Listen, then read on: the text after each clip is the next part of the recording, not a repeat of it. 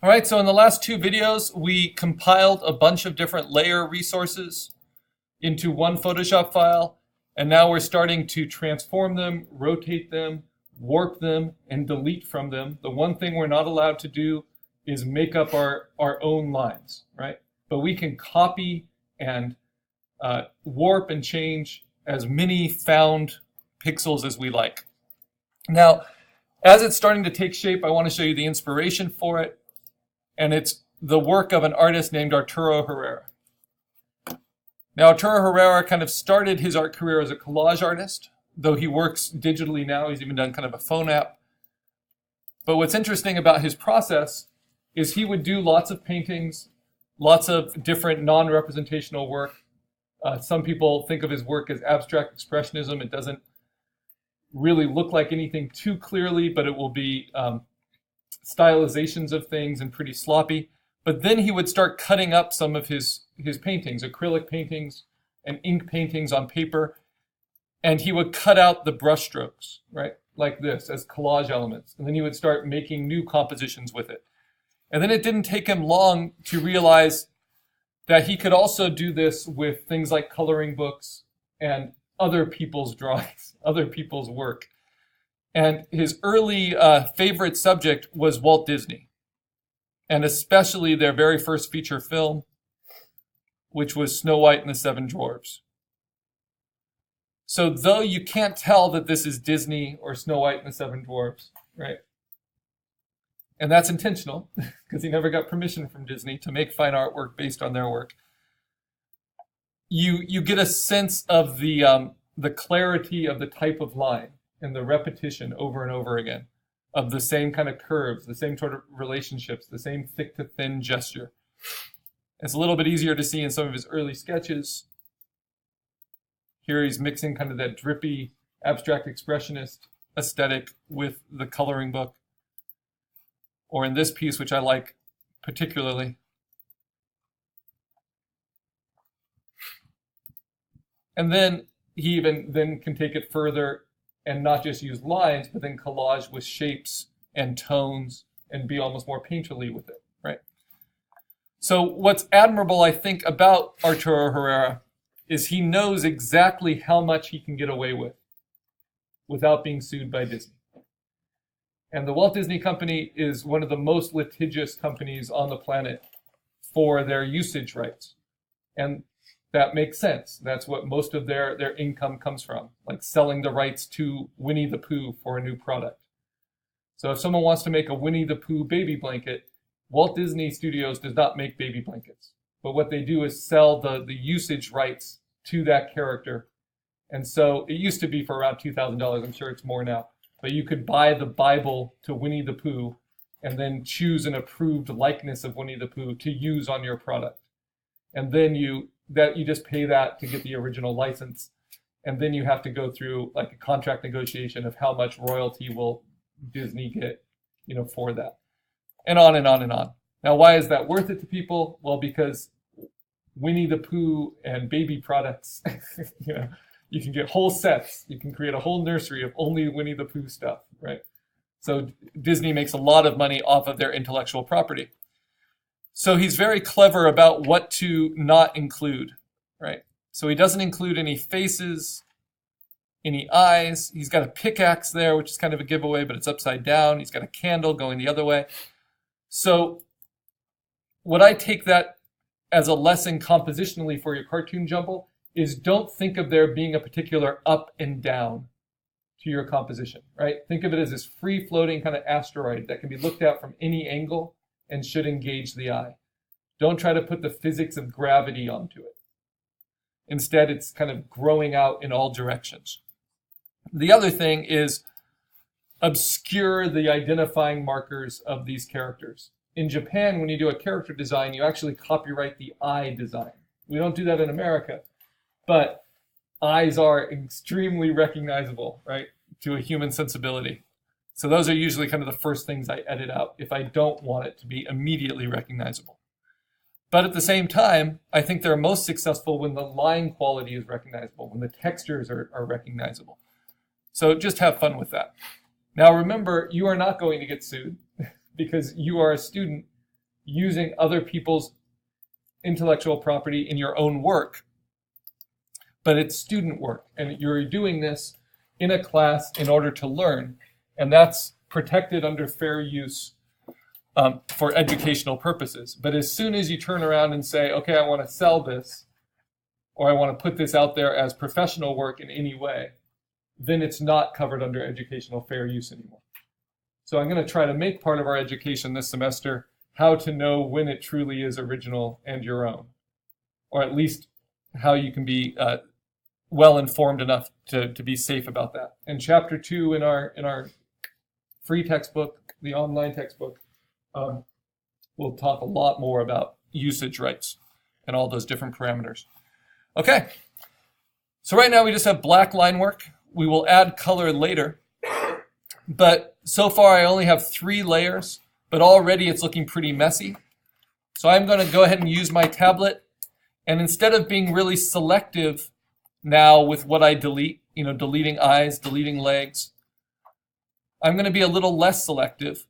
So for instance, you see this shield here. If I want that shield to be there, I might go to the layer behind it and make just a rough lasso inside the shield, and then just hit delete, and that will open it up for me. So that's having 2 layers turned on, right? But deleting from the layer underneath. And so this is going to start getting you thinking a little bit more like a digital artist, thinking of layers as being editable individually, even though you're seeing many at once, right? Same thing with the belt here. I have 2 belts overlapping. I want one to win.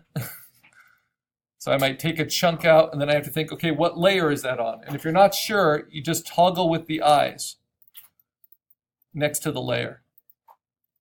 And if I want this layer to win out, I need to delete it from the other layer, like that. Same thing with this little leg line. Delete. Same thing with this hand. Maybe I just want to get rid of that hand entirely. And that way you can have kind of lines go into lines, go into lines. So it doesn't look so accidental.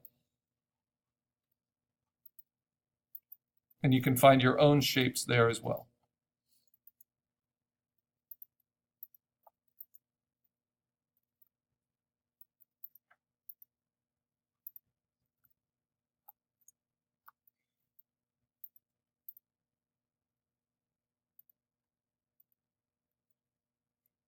Now this only works because all of the layers are set to multiply, right?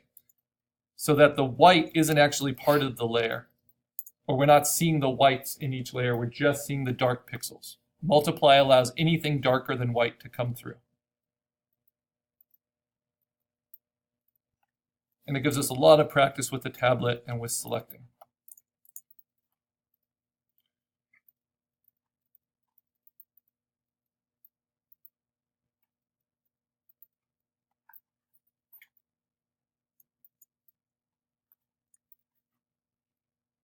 Now, if you're hyper-organized and this just really frustrates you, not knowing what layer is what, you can go in and label your layers.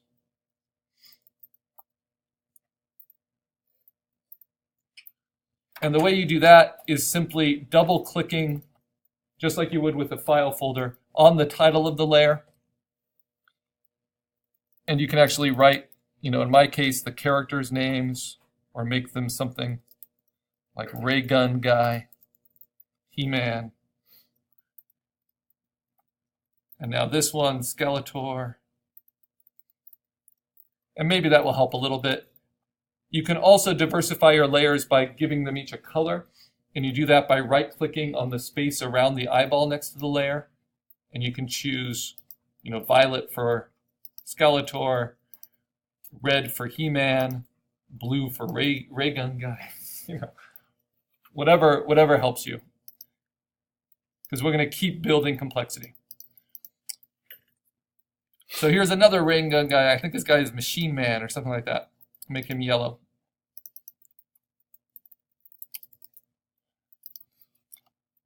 he's got a lot going on, but now I already know I have a lot, so I can be a lot more discerning about what I keep and what I don't.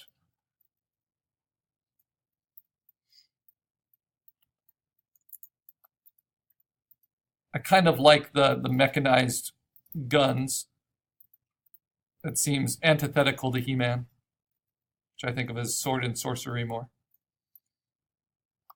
So I'll leave that. I like some of these wispy lines.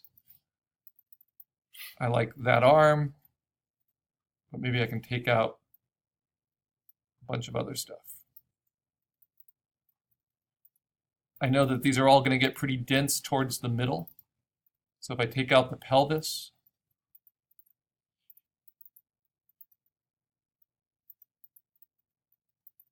parts of the chest, that will help open it up. Right. And then it's on multiply mode, so I can turn the others on, but then just rotate with Command T that layer. Then I can push and pull it. I can right click inside the transform box and warp it. So like get that foot out on one side. I can even right click and flip it. So flip it vertically.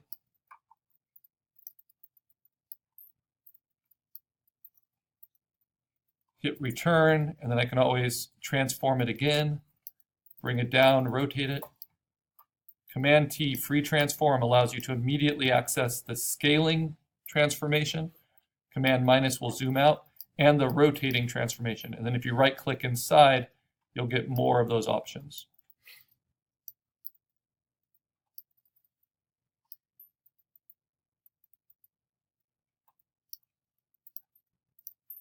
Like warp and distort. And we're not trying to fill the space, we're trying to keep everything from getting cropped. Now, a few of you are running into that difficulty where you have too many things overlapping and you're losing space.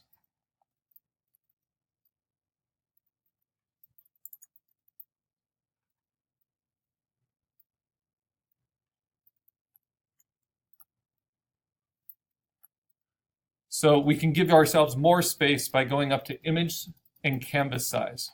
This is like growing the paper. So we started at 8 by 10, but I can grow that paper as much as I want. And so I'm going to go up to 11 by 14 inches. That's another standard size. It's going to keep my 350 pixels per inch, but we are not changing our pixels here. We're just adding more blank space around. Right? And that gives us more room to grow, and then we can always crop down to it. But it will also reveal all these little bits of debris from our layers that we have cropped off or cut off. What's nice is Photoshop remembers things even if they're outside of the active format. It remembers them until we use the crop function to get rid of them.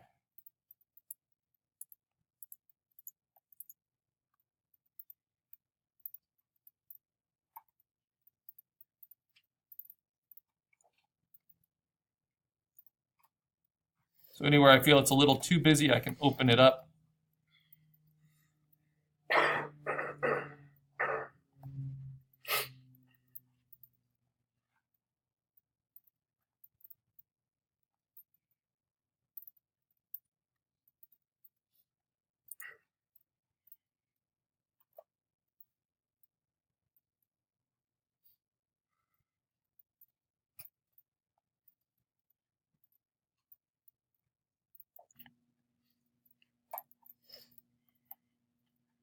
And thinking of Arturo Herrera, just trying to get rid of anything that's too identifying.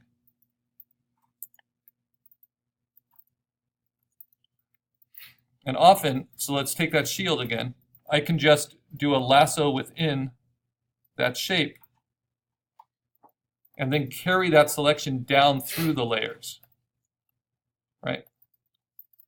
And only keep it in the layer where I want it. So if I need to clear up this area, I can go through the layer